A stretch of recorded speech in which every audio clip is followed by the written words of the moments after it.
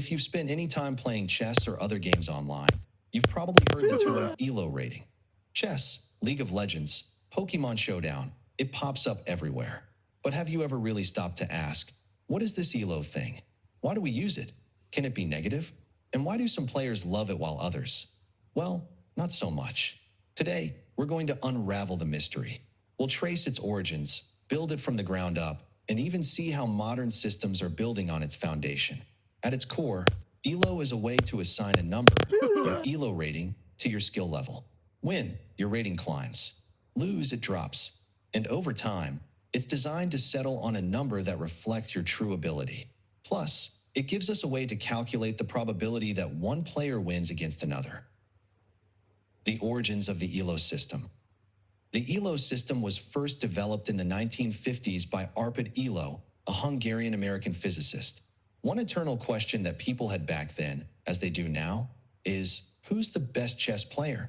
I mean, you can always use tournaments and see who wins and loses, but what if someone doesn't turn up on the day, or doesn't play the right person, or just has a bad day?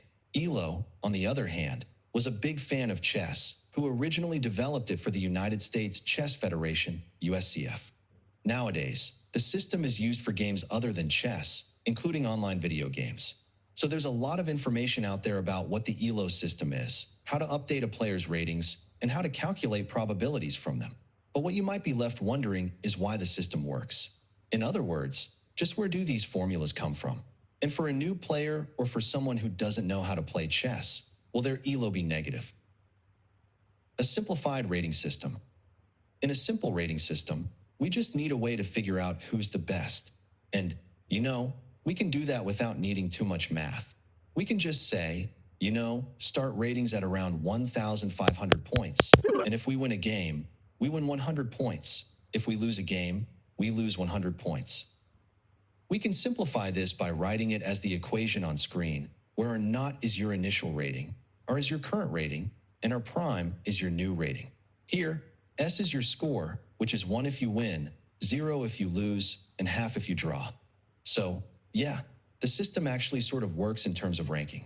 But that's not really satisfying, is it? These numbers, like 700, 1,100, 1,300, they don't mean anything. And also, if you beat a chess player who is much stronger than you because they were having a bad day, then your ELO points should increase much more, not just by 100. Elo addresses this, and his words, as reported in 1960, was, all the principal rating systems are basically identical, even though the formulae may superficially look different.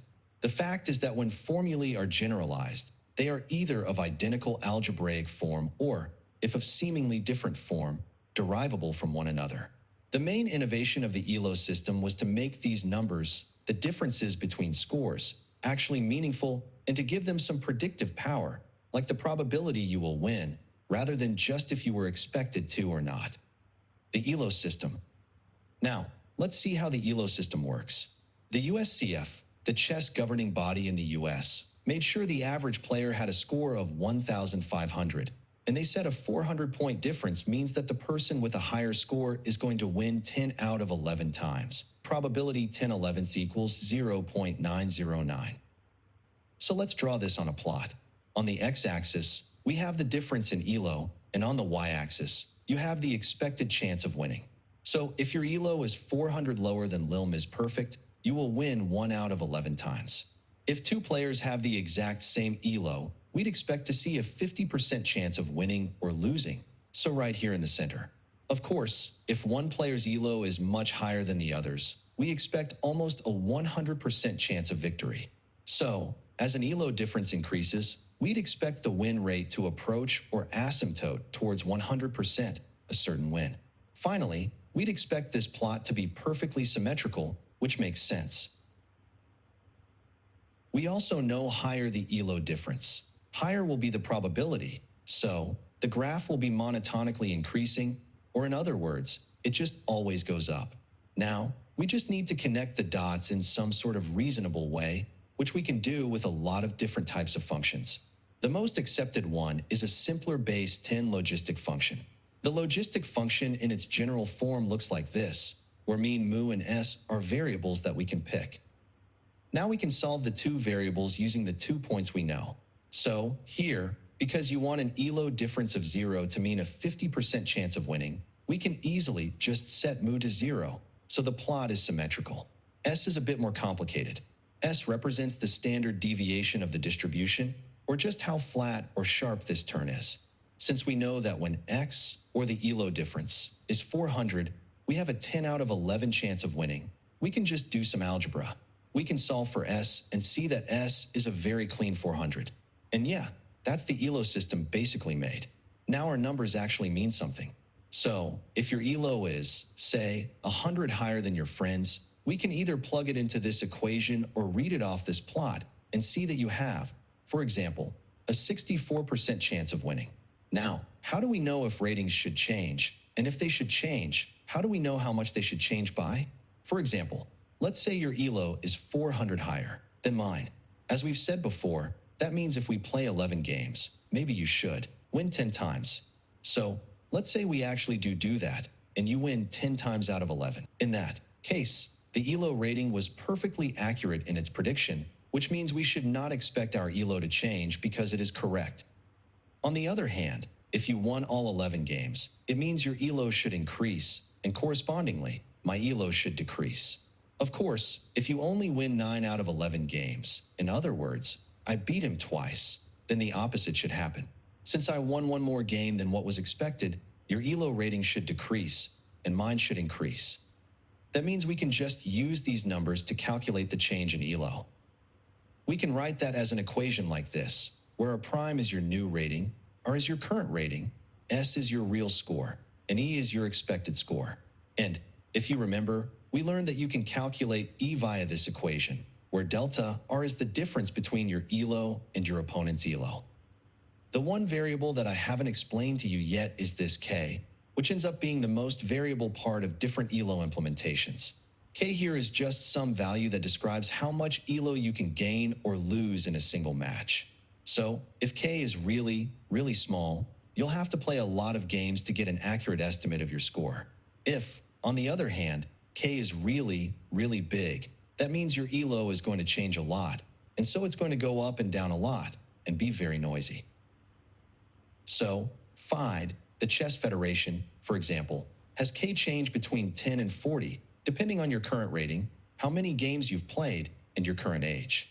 Pokemon Showdown, on the other hand, has a K between 32 and 50, depending on your current ELO. But if your ELO is below 1,100, K is high if you win and low if you lose, so that more points go into it at lower levels. Age of Empires 2 has a constant value of K at 32 off the replacement gains. So, different games just do different things. Can ELO be negative or 0? Now, let's discuss whether someone's ELO can be 0 or even negative. Let's say a noob chess player has an ELO of 400 and is playing against a grandmaster, 2,600. So, the difference in rating is 2,800. Now, if we plug this in the equation, we will get expected probability of win or expected score of the grandmaster will be 99.99% or almost 100%. Now, somehow the grandmaster loses the game. Let's see if the new rating of the grandmaster can become negative or not. So, we want the new rating to be negative. The real score is 0. Now, if we plug this into the equation, we get the value of K to be more than 2,800, which is the previous rating of the grandmaster. Now, in actual games, the value of K is never that high. For FIDE, the maximum value of K is 40. So, you've got your answer. ELO cannot be negative or 0. The value of K is decided to restrict these cases. Closing thoughts. Now, you can see a few times where we pick things completely arbitrarily.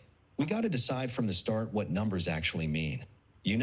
So we decided that a 400 ELO increase means you win 10 out of 11 times. We also decided on a particular distribution.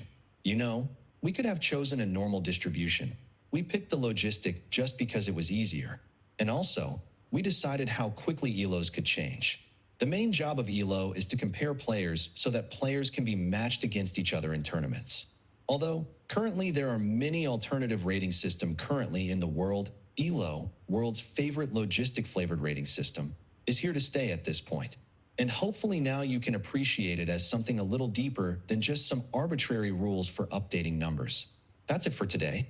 Please subscribe and stay tuned for next videos.